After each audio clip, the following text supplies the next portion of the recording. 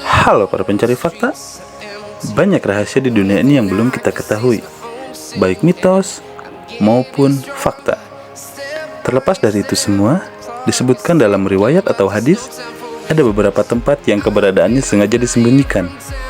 Kali ini, kita akan membahas 5 tempat yang disembunyikan dari umat manusia. Ini dia. Number 1. Pulau Dajjal. Dalam Al-Quran dan hadis disebutkan bahwa munculnya Dajjal merupakan salah satu dari tanda-tanda datangnya kiamat. Dunia diambang kehancuran yang besar jika Dajjal telah muncul. Dajjal dipenjara oleh Allah Subhanahu wa Ta'ala di suatu tempat. Namun, perihal lokasi tempatnya, Nabi Muhammad SAW tidak menjelaskan secara rinci. Hanya saja Rasulullah menunjukkan arah tempat Dajjal keluar, yaitu dari perkampungan Yahudi Asbahah. Hadis yang diriwayatkan oleh Anas radhiyallahu anhu, Dajjal akan keluar dari bumi di arah timur, yang dinamakan dengan Khurasan. Artinya secara pasti diketahui bahwasannya tempat munculnya Dajjal adalah dari sebelah timur, dan tak jauh dari daerah yang bernama Khurasan. Khurasan sendiri sejak abad ketiga Masehi itu adalah suatu wilayah yang luas, meliputi Iran, Afghanistan, Tajikistan, Turkmenistan, Kazakhstan, dan Uzbekistan. Sedangkan tempat Pulau Dajjal tinggal atau dikurung mungkin saja berada tak jauh dari wilayah itu. Dan banyak tersebar kabar bahwa Dajjal dikurung di salah satu pulau di Yaman yang bernama Socotra. Pulau Socotra ini mempunyai banyak sekali keanehan, seperti hewan-hewan atau tumbuhan yang hanya ada di pulau ini. Salah satunya adalah getah pohon yang berwarna merah seperti darah. Maka dari itu, banyak orang yang mengaitkan tentang Pulau Socotra ini sebagai Pulau Dajjal. Number 2. Telaga Ainul Hayat. Ainul Hayat merupakan sebuah telaga atau sebuah tempat yang memiliki mata air keabadian. Mitosnya, jika seorang meminum air dari telaga ini, maka orang tersebut tidak akan pernah mati sampai hari kiamat, kecuali orang itu memohon kematiannya kepada Allah Subhanahu wa Ta'ala. Kisah tentang tempat Ainul Hayat ini berhubungan erat dengan dua tokoh besar, yaitu Raja Zulkarnain dan penasihatnya yaitu Nabi Khidir.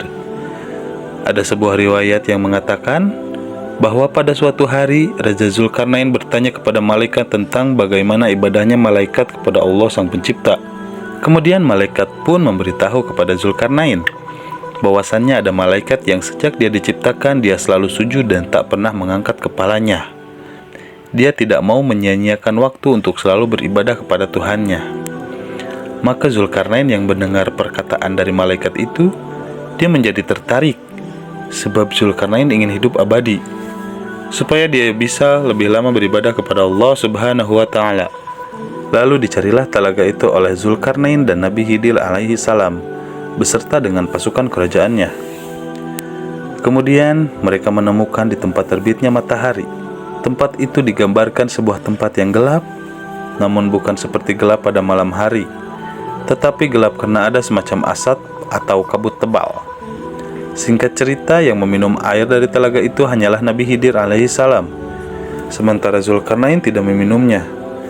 Makanya ada khilaf dari para ulama yang mengatakan bahwasannya Nabi Khidir masih hidup sampai hari ini. Ada juga yang mengatakan Nabi Khidir sudah wafat. Kemudian pada abad ke-14, ada seorang penjelajah yang bernama Juan Ponce de Leon yang diutus oleh seorang raja yang bernama Raja Ferdinand. Dia ditugaskan dalam memimpin ekspedisi pencarian mata air keabadian atau Ainul Hayat. Tetapi sampai akhir hayatnya, Ponce de Leon tidak menemukannya. Dia tewas karena dipanah oleh suku pedalaman dari India. Dengan demikian, tentang kepastian lokasi telaga Ainul Hayat masih menjadi misteri hingga sampai saat ini. Number 3. Tembok Yakjuj Makjuj. Tembok ini tertera di dalam Al-Quran surat Al-Kahfi dan beberapa hadis sahih. Singkatnya, tembok besi yang dibuat oleh Raja Zulkarnain ini berfungsi untuk mengurung dua kabilah perusak, yaitu Yakjuj dan Makjuj. Tembok ini akan runtuh ketika dunia diambang kiamat, dan kaum yang di dalamnya akan melakukan pengerusakan di seluruh dunia.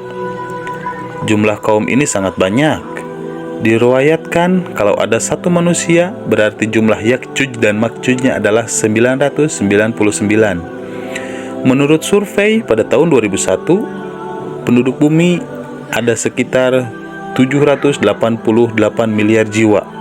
Artinya jumlah Yakjuj dan Makjujnya adalah 788 miliar dikali dengan 999. Pastinya itu jumlah yang luar biasa banyak. Tak dapat dibandingkan kalau mereka semua keluar dari bumi. Bumi ini akan menjadi padat dan berdesak-desakan. Logikanya tempat Yakjuj dan Makjuj itu harus luas sekali untuk menampung jumlah yang sangat banyak. Mustahil tempatnya hanya berada di sebuah pulau.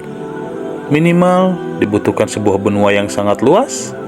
Dan jawaban yang paling masuk akal adalah tembok Zulkarnain bisa saja merupakan dimensi lain atau memang sengaja Allah Subhanahu wa taala menutupi atau dibedakan dengan dunia manusia. Number 4. Gunung Qaf. Gunung ini pernah disabdakan oleh Nabi Shallallahu alaihi wasallam ketika sahabat beliau yang bernama Abdullah ibnu Salam tengah bertanya kepada Nabi Shallallahu alaihi wasallam. Ia bertanya, "Ya Rasulullah, dengan apa bumi ini bisa tenang?"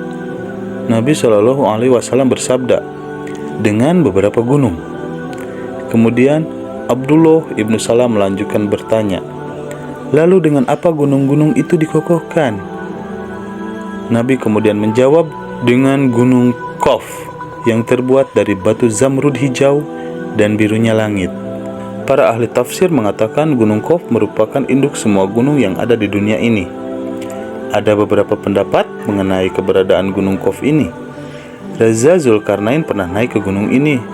Mengenai letaknya, ada di antara Yordania dan Arab Saudi. Namun, ada juga beberapa pendapat lain yang mengatakan letaknya ada di daerah Yaman. Selain itu, ada yang menyebut gunung Qaf berada di suatu daerah sebelum Persia, dekat tembok Yakjuj dan Makjuj.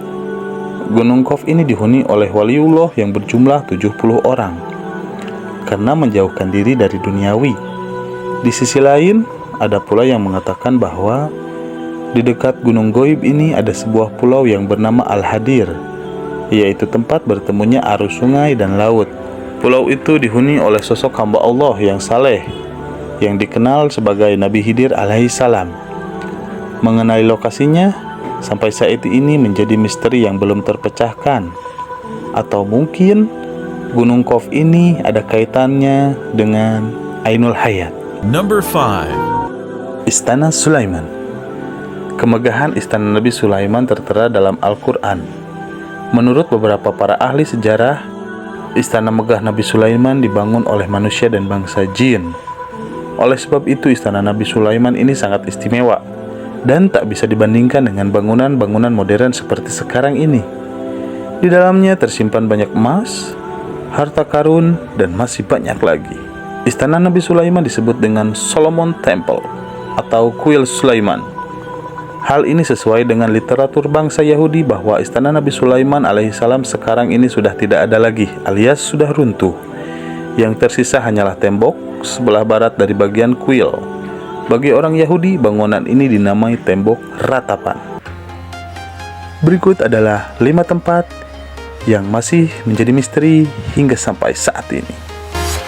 I'm walking alone, the streets are empty. The only thing I can see is my own silhouette. I'm getting stronger, step by step. The clock is ticking, but there's no time for regrets.